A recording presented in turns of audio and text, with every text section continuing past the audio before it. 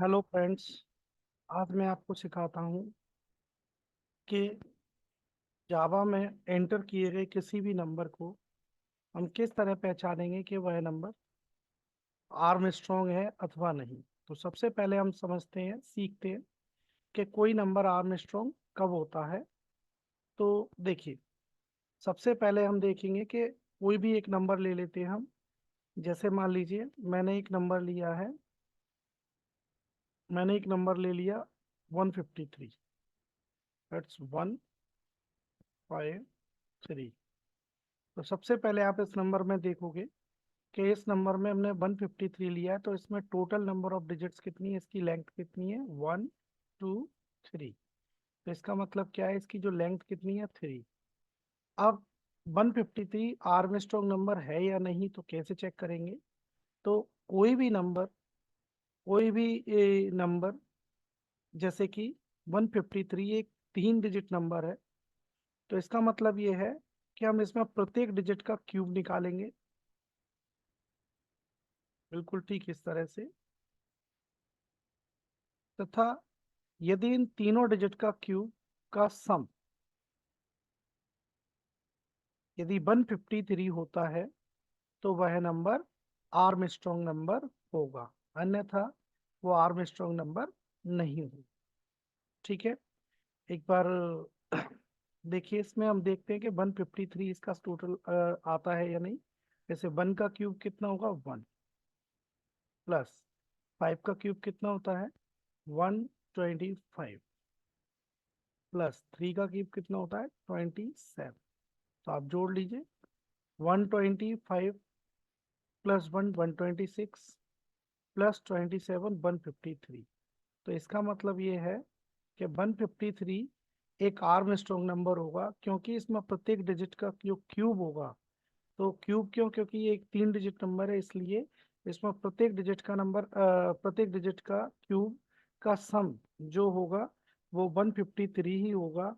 और नंबर भी 153 है, इसलिए हम कह सकते हैं कि ये नंबर क्या है, आपका एक एक आर्म स्ट्रॉन्ग नंबर है। इसी तरीके से हम किसी 4 डिजिट नंबर को, आर्म स्ट्रॉन्ग 4 डिजिट नंबर को भी चेक करते हैं। Arm strong 4 digit number, okay. तो आर्म स्ट्रॉन्ग 4 डिजिट नंबर में हम देखेंगे कि जैसे 4 डिजिट नंबर है, तो इसका मतलब क्या होगा कि उस नंबर की सभी डिजिट की अगर हम पावर 4 करें और फिर उनका सब सम निकाला जाए, तो उसका सम जो है वो कितना आना चाहिए, वो सम उस नंबर के बराबर होना चाहिए, तो वो नंबर आर्म स्ट्रॉन्ग नंबर होगा।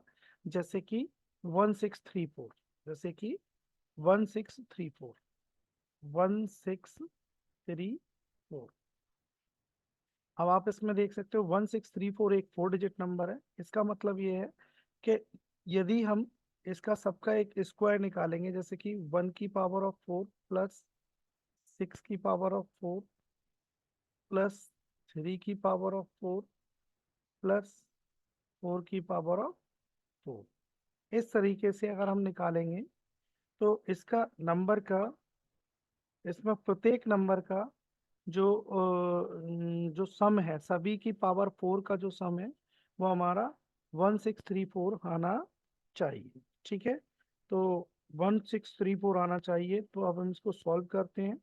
क्या प्रत्येक डिजिट का जो 1634 है वो सही है या गलत है।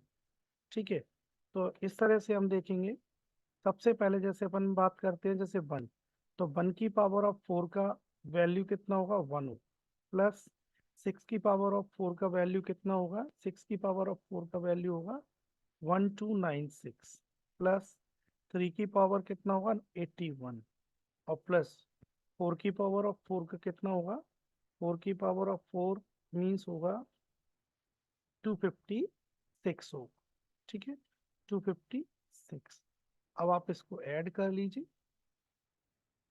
अब इसको हम ऐड करते हैं, इसको ऐड करने पर हमारा आंसर 1634 आना चाहिए। जैसे कि 6 प्लस 1, 6 प्लस 1 7, 7 प्लस 6 13, 13 प्लस 1 कितना हो गया 14, 14 का 4 कैरी आया 1, so 5 plus 6, 6 sorry 5 plus 1 6, 6 plus 8 14, and then 14 plus 9, 14 plus 9 23, तो 23 का 3 कैरी आया 2, तो 2 और 2 4, और 4 और 2 6, so then 6 and 1 is also left, then 1।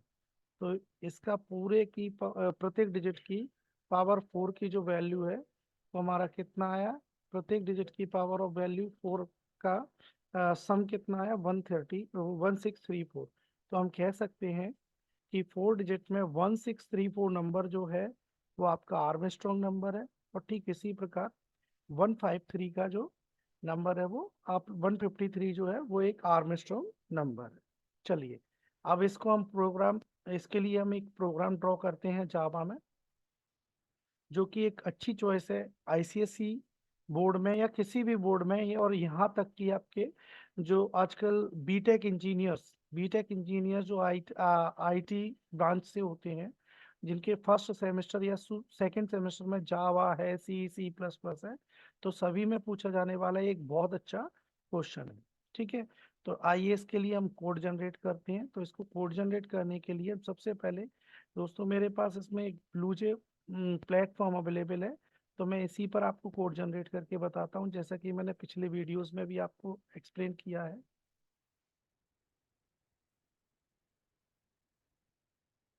Okay, तो देखिए ये हमारा कोड आ गया है। इसमें पहले से हमने प्रोजेक्ट बना रखा है XYZ नाम से, जो कि मैंने आप लोगों को लास्ट प्रोग्राम में समझाया था। इसका हमने कोड भी ओपन किया था। इसकी कोड विंडो ओपन करते हैं, तो देखिए अब ये कोड विंडो ओपन होती है इसमें। अब इसमें सबसे पहले हम क्या करेंगे कि एक इसके लिए हम कोड निकालेंगे। ठीक है, तो कोड निकालेंगे, तो कोड निकालने के लिए सबसे पहले हम क्या करेंगे, इसमें कोड ऑलरेडी है हमारे पास, बस इसी को हम कन्वर्ट कर देंगे, जनरेट कर देंगे, पुराने कोड को हटाकर इसी पर हम नया कोड लिख देते हैं। ठीक है, तो देखिए कोड लिखने से पहले हमें पता अच्छी तरीके से कि इसमें हमारे पास पब्लिक क्लास ऑलरेडी है, पब्लिक स्टैटिक वॉइड मेन है, और लास्ट वीडियो में मैंने आपको समझा दिया था तो पब्लिक का मतलब क्या होता है, और क्लास डिफाइन करने के लिए हम क्या यूज करते हैं, और वॉइड मेन वगैरह ये सब क्या होता है। ठीक है, अब इस प्रोग्राम में दोस्तों हमें एक नंबर एंटर कराना है, 3 डिजिट 4 डिजिट कितना भी डिजिट नंबर हो सकता है। तो नंबर डिजिट कराने के लिए जावा में सबसे सिंपल मेथड होता है स्कैनर क्लास के द्वारा। तो मैं आपको इसमें स्कैनर क्लास के लिए स्कैनर क्लास को इंपोर्ट करना सिखाता हूँ। तो किसी भी क्लास या किसी भी पैकेज को, किसी भी एक्सटर्नल पैकेज को यदि हम जावा में, जो कि जावा की लाइब्रेरी में पहले से स्टोर होना चाहिए, उसको हम अपने करंट प्रोग्राम में यूज करना चाहते हैं, तो सबसे पहले हमें उस पैकेज को या उस क्लास को हमें इंपोर्ट करना होगा। ठीक है, तो इंपोर्ट करने के लिए हम इंपोर्ट कीवर्ड का प्रयोग करते हैं, इंपोर्ट जावा डॉट। ये जो आप स्कैनर क्लास जो होता है वो दोस्तों यूटिल पैकेज में स्टोर होता है, तो इसलिए हमने पूरा यूटिल पैकेज इंपोर्ट कर लिया है। अब इसके बाद हम स्कैनर क्लास को इंपोर्ट करना चाहते हैं, तो हमने ये स्कैनर क्लास डिफाइन कर ली। फिर इसमें सबसे पहले हम आगे बढ़ने से पहले हम स्कैनर क्लास के लिए एक ऑब्जेक्ट क्रिएट करेंगे। So scanner OBJ that's the scanner object equal new. ठीक है, ये एक ओटी टाइप क्वेश्चंस पूछा जाता है सबसे ज्यादा इसमें ऑब्जेक्टिव टाइप या किसी भी कॉम्पिटिशन्स में होता है कि जावा में किसी क्लास के लिए ऑब्जेक्ट क्रिएट करने के लिए कौन से कीवर्ड का प्रयोग किया जाता है। Okay, which keyword is used to create an object for the class, so which keyword, new keyword is used. Okay, और इस तरह से हम करते हैं, पहले क्लास नेम, फिर ऑब्जेक्ट नेम, फिर इक्वल्स टू न्यू, फिर से class name. Okay, then bracket में सिस्टम डॉट इन। ओके, अब आप देख सकते हैं कि हमने यहाँ पर ओबीजे नाम का स्कैनर क्लास के लिए, ये ओबीजे नाम का हमने स्कैनर क्लास के लिए एक ऑब्जेक्ट क्लियर कर दिया है। अब दोस्तों सबसे पहले हम इसमें एक ऑब्जेक्ट डिक्लेयर करने के बाद सबसे पहले हम इसमें क्या करेंगे, एक नंबर इनपुट कराएंगे। तो नंबर इनपुट करने के लिए हम लिखते हैं इसमें, सबसे पहले एक मैसेज देंगे system dot out dot println, और फिर उसके बाद यहाँ मैसेज दे देंगे हम enter any number, enter any number. Okay, तो एंटर एनी नंबर, हमने यहाँ पर कोई भी एक नंबर ले लिया है।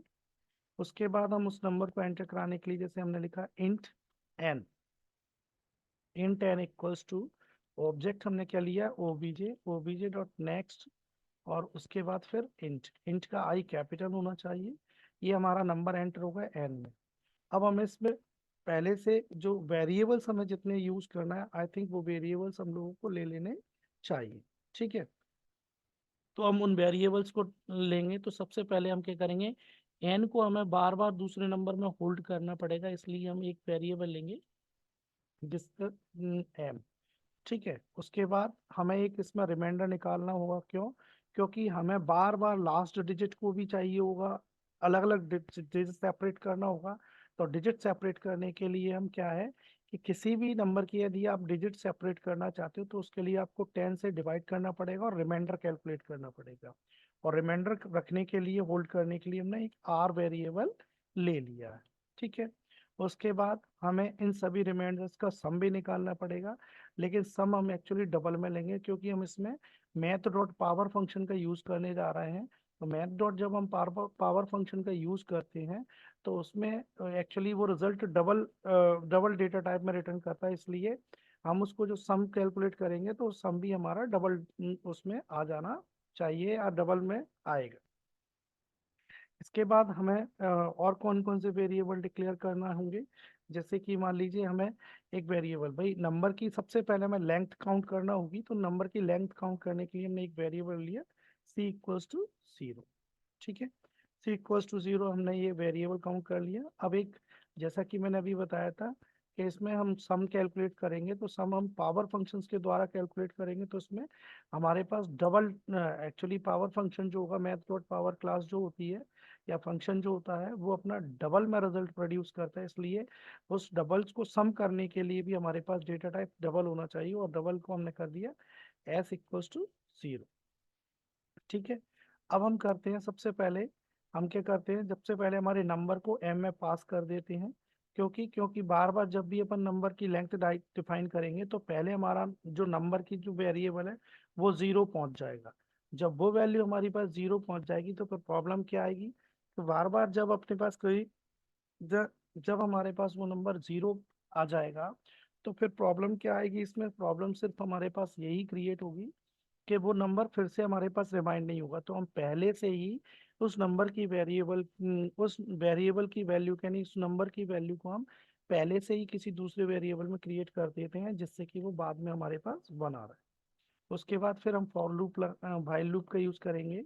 वाइल हमारे पास लूप कब तक चलेगा, जब तक कि एन की वैल्यू या एम की वैल्यू हमारे पास नॉट इक्वल्स टू जीरो रहेगी। M not equals to zero, तो एम जब तक प्रोसेस करे, जब तक की वैल्यू, एम की वैल्यू हमारे पास नॉट इक्वल्स टू जीरो या ग्रेटर देन जीरो भी हम लिख सकते हैं। ठीक है, सो व्हाइल, अब इसमें हम क्या करेंगे, सबसे पहले हमें ये देखना है कि हमें लेंथ काउंट करना है। तो लेंथ काउंट करने के लिए हम एक सी वेरिएबल ले चुके हैं। तो हमें सिर्फ इसमें क्या करना है, एक एक डिजिट को इसकी रिमूव करना है। तो हम क्या करेंगे, एम इक्वल्स टू एम को अपडेट कर देंगे, m equals to m divide by 10। जैसे मान लीजिए आपने नंबर लिया 153, तो 153 में आप 10 से डिवाइड करोगे तो कितने टाइम आ जाएगा, 15 टाइम्स। तो नंबर आपका क्या रह जाएगा, 15। फिर 15 में आप फिर से 10 से डिवाइड करोगे, कितना रहेगा, 5। फिर 5 में कितने टाइम्स डिवाइड करोगे, फिर से डिवाइड करोगे तो सॉरी, ये कितना रह जाएगा, 1 रह जाएगा। फिर से आप डिवाइड करोगे 1 में तो जीरो हो जाएगा। यानी कि कितने टाइम्स डिवाइड जा रहा है, 3 टाइम्स। आप इसमें प्रोसेस को दोहरा रहा है, तो उसको काउंट करने के लिए हम यहाँ पर सी प्लस प्लस ले लेंगे, जिससे कि हमारा एक वेरिएबल बढ़कर इसमें आ जाए प्लस प्लस, यानी कि सी की वैल्यू बढ़कर। अब यहाँ पर सी में हमारी वेरिएबल की लेंथ आ चुकी है, यानी कि नंबर की लेंथ आ चुकी है। अब आप दोस्तों यहाँ पर देखोगे कि एम की वैल्यू हमारे पास क्या हो चुकी है, जीरो, और जैसे ही जीरो होगी तो हमारे लूप से बाहर आ जाए। ठीक है, अब इसके बाद एम जीरो, तो हम फिर से क्या करेंगे, एम इक्वल्स टू, फिर से हम क्या कर देंगे, एन कर देंगे। अब हमारे पास चूंकि फर्स्ट टाइम था हमारे पास लेंथ निकालना, क्योंकि उसी के हिसाब से हम लूप को प्रोसेस करेंगे। अब हमें क्या करना है, अब हमें, हमने फिर से क्या किया, एम में फिर से एन की वैल्यू को पास कर दिया। यानी कि जो रियल नंबर था हमारा वो एन में स्टोर था, तो फिर से हमने रियल नंबर को एम में स्टोर कर दिया। अब हम उसके क्या करेंगे, कि सभी डिजिट्स के अलग अलग फैक्टर करके उसकी पावर जनरेट करेंगे, किसके हिसाब से, सी के हिसाब से। फ्रेंड्स हम नहीं जानते अभी हम 3 डिजिट नंबर लेने वाले हैं या 4 डिजिट नंबर लेने वाले हैं या 5 डिजिट नंबर नहीं लेने वाले हैं, वी डोंट नो। तो इसीलिए हमने इस नंबर की लेंथ निकाली और लेंथ अपने पास किस में आई है, सी में। ठीक है, तो सी हमारे पास लेंथ है और उसके अकॉर्डिंग हम इसकी पावर का यूज करेंगे। ठीक है, तो हमने यहाँ पर पहले से ही एम इक्वल्स एन कर रखा है, अब हम फिर से हम चलाएंगे वही m not equals to zero. कब तक चलेगा ये नॉट, जब तक कि एम की value not equals to zero रहेगी। अब यहाँ पर सबसे पहले हम रिमाइंडर निकालेंगे, रिमाइंडर इक्वल्स टू आर, यानी कि ये अपने पास लास्ट डिजिट होगी, फिर वो हट जाएगी, फिर सेकंड लास्ट डिजिट आएगी, फिर सेकंड लास्ट डिजिट आएगी, फिर उसके बाद लास्ट डिजिट। ये 3 नंबर के लिए ऐसे ही होगा, पहले आखिरी डिजिट, फिर उससे पहली, फिर उससे पहली, ऐसे डिजिट आती जाएंगी आर में। तो उसके लिए हम क्या करेंगे, एवरी टाइम हम क्या करेंगे, एम में मॉड्यूलस 10 से डिवाइड करेंगे और रिमाइंडर निकालेंगे, और रिमाइंडर निकालने के लिए मॉड्यूलस ऑफ इट। इस तरह से क्या होगा, हमारे पास आर में किसकी वैल्यू हो जाएगी, लास्ट डिजिट आती चली जाएगी। ठीक है, अब हमने आर में क्या निकाल लिया, मॉड्यूलस निकाल लिया जिससे हमें लास्ट डिजिट मिलेगी। अब अपन इसकी पावर निकालेंगे और उसको सम में पास करते जाएंगे। तो s equal to S plus math dot power, functions के द्वारा हम क्या निकालेंगे, उसकी पावर निकालेंगे, कितनी है, सी के बराबर, नहीं लेंथ के बराबर। तो आर कॉमा सी कर देंगे। ठीक है, अब जो भी कुछ है पहले ये पावर जनरेट होगी और वो वैल्यू एस में कैलकुलेट होती चली जाएगी। ठीक है, आप देख सकते हो यहाँ पर वो वैल्यू एस में कैलकुलेट होती चली जाएगी, और फिर हर बार अपन क्या करेंगे, और हर बार हम क्या कर देंगे यहाँ से एम की वैल्यू को एम की वैल्यू को 10 डिवाइड से अपडेट करते जाएंगे, जिससे कि लास्ट डिजिट इसमें से हटती चली जाएगी। अब आप देखेंगे कि हमने जो सम निकाला, यानी कि प्रत्येक नंबर, प्रत्येक सॉरी नंबर में प्रत्येक डिजिट की जो पावर का, जो उसकी लेंथ के हिसाब से पावर निकाली और उसका सम हमने एस में कर दिया है। तो इसका मतलब क्या है कि सभी नंबर्स की पावर का जो सम है वो हमारे पास एस में आ गया है। यदि ये एस, इसकी वैल्यू के यदि हमारे पास नंबर यानी कि एन की वैल्यू के बराबर होता है तो वो नंबर हमारा आर्मस्ट्रॉन्ग है, अदरवाइज आर्मस्ट्रॉन्ग नहीं होगा। तो हम यहाँ से चेक करेंगे, इफ यदि एस इक्वल्स टू एन के बराबर है, तो हम यहाँ पर मैसेज में लिख सकते हैं system dot out dot print l this is an an Armstrong number, Armstrong number. ठीक है, और यदि ऐसा नहीं होता है तो मतलब एल्स, और एल्स में हम क्या लिख देंगे, system dot dot out out dot print L, यहाँ हम ऐसे लिख देंगे, this is not an Armstrong number, Armstrong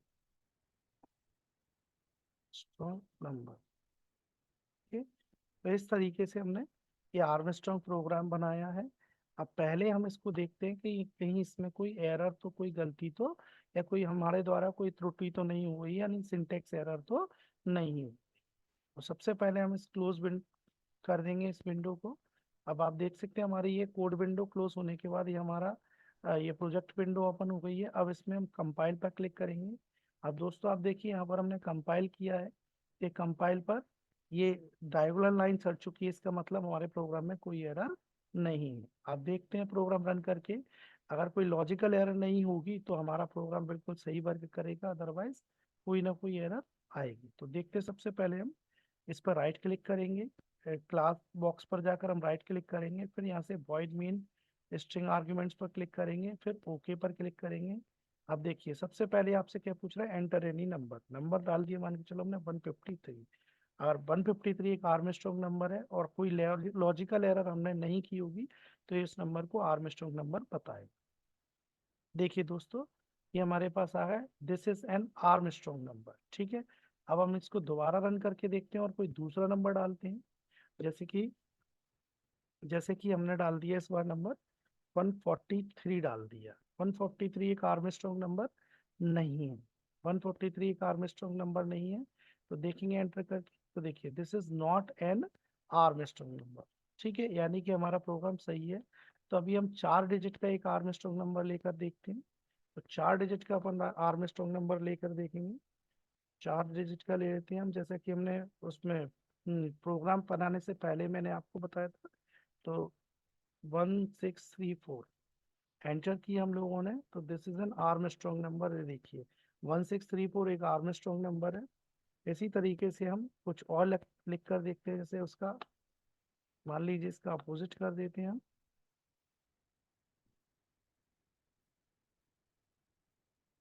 4361 enter किया, तो देखिए ये एक आर्मस्ट्रॉन्ग नंबर नहीं है।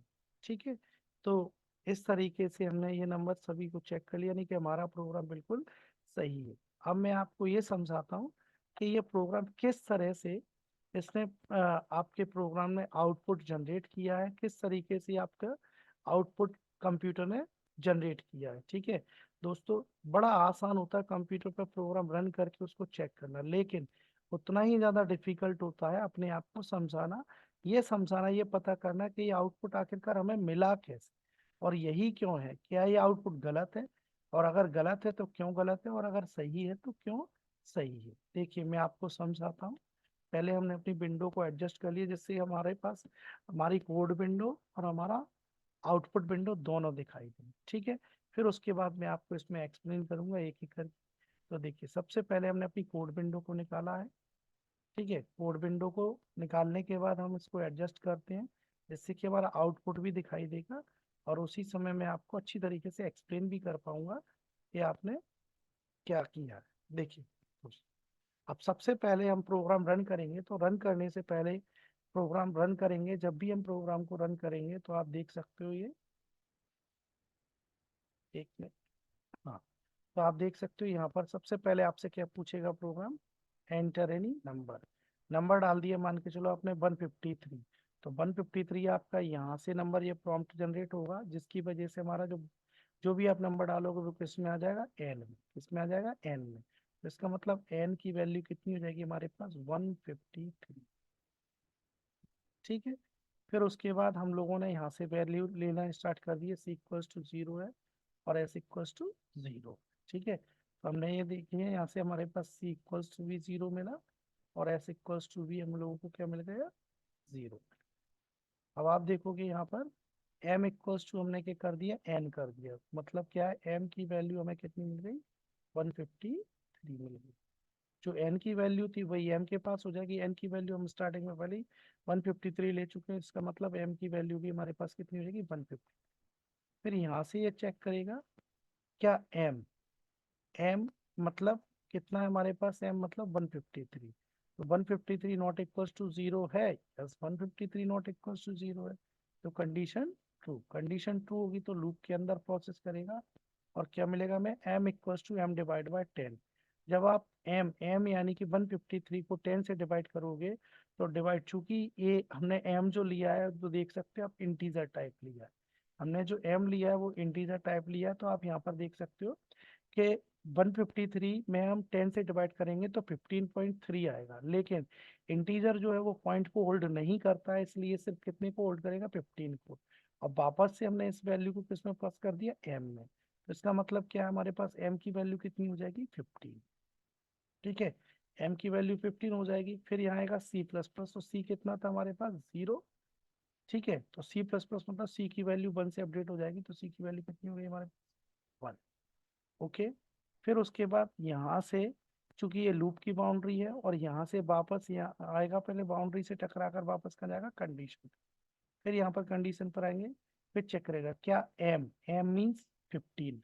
अब आप देख सकते हो एम की यहाँ से 10 से डिवाइड करने के बाद वैल्यू अपडेट हो गई थी, 15 हो गई थी, तो 15 नॉट इक्वल्स टू 0 है, यस 15 नॉट इक्वल्स टू 0 है, तो फिर यहाँ पर आएगा m equals to m divide by 10, यानी कि एम एम कितना है, 15, तो 15 में डिवाइड करो 10 से, तो कितने टाइम डिवाइड जाएगा, 1 टाइम, ओनली 1 टाइम।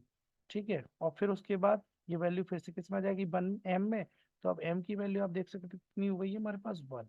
फिर हम यहाँ पर आए C equals to C plus plus, तो C sorry C plus plus है, तो सी प्लस प्लस मतलब सी की वैल्यू 1 से फिर से अपडेट हो जाएगी, तो आप देख सकते हैं यहाँ पर सी हमारे पास 1 हो चुका था, तो 1 से अब कितना हो गया, 2, सी की नई वैल्यू कितनी हो गई, 2। फिर वापस यहाँ से टकरा कर वापस जाएगा क्या, एम। अब आप देख सकते हो कि एम की हमारे पास वैल्यू कितनी है, 1 है।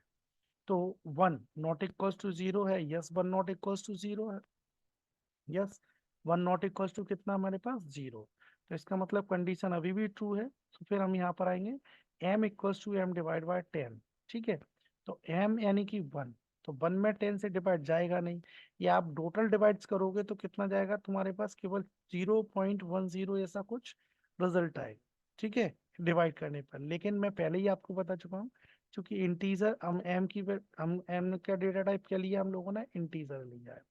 ठीक है, तो हमने m का डेटा टाइप फिर से इंटीजर लिया है, तो आप देख सकते हो तो हमारे पास तो इंटीजर वैल्यू यानी कि इसमें non decimal value, sorry decimal point हट जाएंगे, केवल क्या बचेगा। तो इसका मतलब m की वैल्यू इस बार हमारे पास क्या हो जाएगी, 0 हो जाएगी। ठीक है, अब m की वैल्यू हमारे पास 0 हो चुकी है, तो आप देख सकते हो m की वैल्यू हमारे पास 0 है।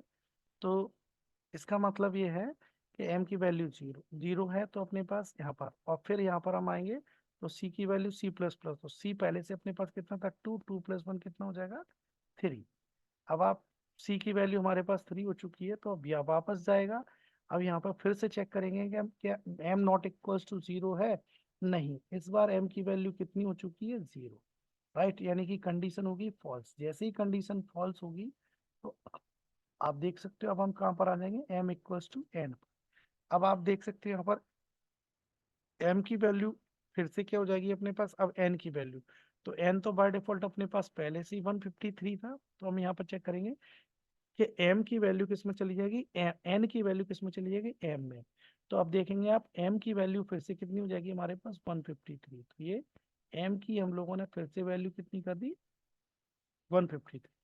अब आप यहाँ से फिर चेक करेंगे क्या m means 153 not equals to 0 है, यस 153 नॉट इक्वल्स टू 0 है। कंडीशन ट्रू होगी, कंडीशन ट्रू होगी तो कहाँ पर जाएगा, यहाँ। क्या मिला हमें, r equals to m percentage 10, m कितना है हमारे पास 153। अगर आप 153 को 10 से डिवाइड करोगे, तो मॉड्यूलस, मॉड्यूलस मतलब क्या होता है, रिमाइंडर। तो रिमाइंडर कितना आएगा, तो किसी भी डिजिट में आप 10 से डिवाइड कीजिए तो रिमाइंडर हमेशा लास्ट डिजिट आती है। तो रिमाइंडर कितना आएगा आपके पास लास्ट डिजिट, यानी कि कितना आएगा 8। ये बार बार माइक्रोसॉफ्ट स्काइपी के ऐड आते रहते हैं, इनको हम हटा देते हैं और फिर से प्रोसेस करते हैं अपने लूप। तो देखिए अब m की वैल्यू हमारे पास कितनी आएगी, सॉरी यहाँ पर हम आ चुके थे, m कितना 153 को 10 से डिवाइड करो तो रिमाइंडर हमेशा लास्ट डिजिट यानी कि 3 आएगा। r की वैल्यू हमारे पास कितनी हो जाएगी 3। ठीक है, r की वैल्यू हमारे पास 3 हो गई। फिर हम यहाँ पर आए, अब हमने चेक किया s equals to s plus math dot power r comma C. तो आप देख सकते हो c की वैल्यू हमारे पास 3 है और r की वैल्यू भी 3 है। तो इसका मतलब क्या है हमारे पास, अब यहाँ पर पावर फंक्शंस लगाएंगे, तो r अपने पास 3 3, तो इसका मतलब ये क्या हो जाएगा 3 की पावर ऑफ 3। ठीक है, और s हमारे पास कितना है, s कितना है हमारे पास 0। तो अब हम क्या करेंगे, 0 में 3 प्लस 3 की पावर 3 ऐड करेंगे, तो 3 की पावर 3 मतलब होता है 27। ठीक है, 3 की पावर 3 मीन्स 27। तो इसका मतलब ये है कि हम एस अपने पास कितना 0, तो 0 प्लस 27 इक्वल्स टू 27। तो ये वापस से किस में पुट हो रहा है, एस में। तो अब एस की हमारे पास न्यू वैल्यू क्या हो जाएगी 27। राइट, आप देख सकते हो दोस्तों कि अब हमारे पास एस कितना मिल चुका है, 27 मिल चुका है। तो 27 मिल चुका है, तो अब इसमें हम क्या करेंगे कि 27 को अब फिर आगे बढ़ाएंगे, इसको लूप को आगे प्रोसेस करेंगे। तो आप देखिएगा लूप को आगे प्रोसेस करेंगे तो क्या होता है, लूप को आगे प्रोसेस करने से देखिए क्या होगा। फिर हम यहाँ पर, यहाँ से प्रिंट करने के बाद हम यहाँ पर गए, फिर हमने देखा m equals to m divide by 10। अब आप देख सकते हैं m equals to m divide by 10, तो m कितना है हमारे पास 153, और 153 को 10 से डिवाइड करो तो कितने टाइम जाएगा 15 टाइम्स। अभी हमने सेम लूप को ऊपर की साइड प्रोसेस किया था, m की वैल्यू इसी तरीके से अपडेट कर रहे थे, तो m की वैल्यू कितनी आएगी 15। अब ये लूप की बाउंड्री है, यहाँ से टकरा कर वापस लूप कहाँ जाएगा, प्रोसेस कंडीशन पर जाएगा। अब कंडीशन फिर चेक करेगा क्या, m मतलब 15, 15 नॉट इक्वल्स टू 0 है, यस 15 नॉट इक्वल्स टू 0 है। तो यहाँ पर आएगा, चेक करेगा r equals to m modulus 10, m कितना है आपके पास 15, अब 15 में 10 से डिवाइड करो तो मॉड्यूलस कितना बचेगा 5। तो r की नई वैल्यू हमारे पास कितनी जाएगी दोस्त, r की नई वैल्यू हो जाएगी हमारे पास 5। ठीक है, फिर यहाँ पर आएंगे हम s, अब इस बार लेकिन एस 0 नहीं है, इस बार हमारे पास एस कितना है 27, आप देख सकते हैं। आप एस की वैल्यू हमारे पास कितनी है 27, ठीक है। और इसकी इससे कितनी वैल्यू हमारे पास जनरेट होगी मैथ डॉट पावर से, तो यहाँ पर आर की वैल्यू आप देख सकते हो 5 है और सी की वैल्यू फिक्स है हमारे पास 3। तो इसका मतलब क्या हो जाएगा 5 टू दी पावर ऑफ 3। तो 5 टू दी पावर ऑफ 3 मतलब कितना होता है दोस्तों 125, ठीक है। और एस हमारे पास कितना था 27, तो एस हमारे पास कितना था 27, तो 125 + 27 इक्वल्स टू कितना हो जाएगा 152। कितना हो जाएगा 152। तो यानी कि अब ये वापस से आप किसको अपडेट करेगा एस को, तो यानी कि एस की नई वैल्यू हमारे पास कितनी हो जाएगी 152 हो जाएगी। Anything else? ठीक है, आशा करता हूँ कि समझ में आ रहा होगा आपको। बस एक स्टेप और है, उसके बाद हमारा प्रोग्राम फिनिश होगा। तो आप देखिए यहाँ पर, अब ये इसका मतलब एस की वैल्यू अपडेट हो गई हमारे पास 152। तो फिर हम फिर से आगे बढ़ेंगे यहाँ पर। अब इस बार हमारे पास m equal to m divide by फिर से 10 करेंगे अपन। तो m हमारे पास कितना था 15, तो 15 को 10 से डिवाइड करो कितने टाइम जाएगा, वन, ओनली वन टाइम। तो m की वैल्यू अब कितनी हो जाएगी 1। फिर से वापस कंडीशन चेक करेगा क्या 1 नॉट इक्वल टू नल है, yes 1 not equal to null है। तब अब फिर से हमारे पास वही आर रिमाइंडर की वैल्यू निकालेंगे आर। अब आर एम मॉड्यूलस 10, एम कितना हो चुका अपने पास 1। अब 1 में 10 से डिवाइड करोगे, 1 में 10 से आप डिवाइड करोगे तो 1 में 10 से डिवाइड करने पर आपको कितना प्राप्त होगा। जब भी आप 1 में 10 से डिवाइड करोगे तो रिमाइंडर आपका 1 भी 1 ही 1 रहेगा, ठीक है। ध्यान रखना है इस थ्योरी पे, एक छोटी सी एक थ्योरी बता रहा हूँ आपको, कि जब भी डिविडेंड छोटा होता है और डिवीजर बड़ा होता है, यानी कि जब भाज्य भाजक से छोटा होता है या भाजक भाज्य से बड़ा होता है, तो शेषफल हमेशा भाज्य के बराबर यानी कि रिमाइंडर हमेशा डिविडेंड के इक्वल होता है, राइट। तो यहाँ पर आप देख सकते हो m यानी कि 1 और डिवाइड कितने से करें 10 से, तो यानी कि डिविडेंड छोटा और डिवीजर बड़ा है, तो जो रिमाइंडर होगा वो डिविडेंड के इक्वल आएगा। अब डिविडेंड कितना है 1, तो इसका मतलब क्या होगा आपकी r की वैल्यू भी कितनी हो जाएगी 1 हो जाएगी, ठीक है। अब r की वैल्यू भी आपकी 1 हो चुकी है। अब आप देखिए इसमें r की वैल्यू हमारे पास 1 हो चुकी है, तो फिर हम यहाँ पर आएंगे और देखेंगे s equals to S plus math dot power 1 R comma C. अब इस बार आर हमारे पास 1 है और सी हमारे पास 3 है, तो 1 की पावर 3 1 ही रहेगा। और किस में ऐड हो जाएगा ये एस में, तो एस की वैल्यू हमारे पास कितनी हो चुकी है 152। एस की वैल्यू कितनी है आप देख सकते हैं, यहाँ पर लास्ट वैल्यू हमारी जोड़ते जोड़ते 152 आ गई। तो 152 में 1 और ऐड कर देंगे तो 152 प्लस 1 इक्वल्स टू 153। ओके, तो ये 153 हो गया। अब आप यहाँ पर आओगे देखोगे m equals to m divide by 10। m कितना है अपने पास, सॉरी m s की वैल्यू हमारे पास 153 हो गई थी। फिर हम यहाँ पर जाएंगे, m कितना था 1, 1 को 10 से डिवाइड नहीं किया जा सकता, इसका मतलब डिवाइड कितनी बार जाएगा, एक भी बार नहीं, एक भी बार नहीं मतलब 0। इसका मतलब है हमारे पास m की नई वैल्यू क्या हो जाएगी 0। फिर हम यहाँ से वापस जाएंगे, फिर चेक करेंगे m, m means 0, not equal to 0 है, तो 0 नॉट इक्वल टू 0 कैसे हो सकता है भाई, 0 नॉट इक्वल टू 0 नहीं है, यानी कि कंडीशन होगी फॉल्स। जैसे ही कंडीशन फॉल्स होगी तो हम लूप से बाहर जाएंगे। अब आप यहाँ देख सकते हो लूप के बाहर हमें फिर से कंडीशन मिली है क्या, एस इक्वल है एन के। एस आप देख सकते हो एस कितना हमारे पास 153, और एन की वैल्यू हमारे पास स्टार्टिंग से ही कितनी चली आ रही 153। तो 153 को टू 153, ये एक्चुअली एस की वैल्यू 153.0 होगी और 153 एन की वैल्यू, तो 153.0 और 153 एक ही बात है, यानी कि दोनों वैल्यू इक्वल है। तो इसलिए हमारा रिजल्ट आ रहा था this is N Armstrong number. तो आप देख सकते हो this is N Armstrong number. ये हमारे रिजल्ट में आपने देखा था, यहाँ पर जब हमने 153 नंबर डाला था तो उसको नंबर को क्या बताया था उसने, नंबर को क्या प्रोसेस किया था हमारे आर्मस्ट्रॉन्ग नंबर, ठीक है। तो आपको आशा करता हूँ आपको बहुत अच्छी तरीके से समझ में आया होगा। तो जिन भी बच्चों की ये रिक्वायरमेंट थी, जिन भी बच्चों को इसकी ज़रूरत थी, तो वो आपको मिल चुका है यहाँ पर। आशा करता हूँ बहुत अच्छी तरीके से आपको समझ में आया होगा। अगर जो भी चीज़ नहीं समझ में आई होगी तो वो आप मुझे कमेंट सेक्शन में बता सकते हैं, ठीक है, कमेंट सेक्शन में आप लोग बता सकते हैं कि आपको ये चीज़ क्यों समझ में नहीं आई और किस तरीके से आपको और भी अच्छी तरीके से समझ में आ सकती है। तो मैं, अगर आपकी कोई भी क्वेरी होती तो आप मुझे डायरेक्ट बता सकते हो कि सर आपने यहाँ पर समझ में नहीं आया, तो मैं वहाँ पर फिर से री एक्सप्लेन करूँगा अपने अगले वीडियो में। ठीक है, और अगर आपको समझ में आया और जिन्होंने भी मेरा चैनल अभी तक सब्सक्राइब या लाइक एंड शेयर नहीं किया, तो प्लीज़ प्लीज़ प्लीज़ मुझे आगे बढ़ाने के लिए अपने अपना अधिक से अधिक प्यार देने के लिए मुझे लाइक एंड सब्सक्राइब करें, और ताकि और आगे तक अपने फ्रेंड्स में शेयर करें इस वीडियो के, जिससे कि वो भी मेरा वीडियो देखकर कुछ लाभ प्राप्त कर सकें। ठीक है, धन्यवाद। Good night.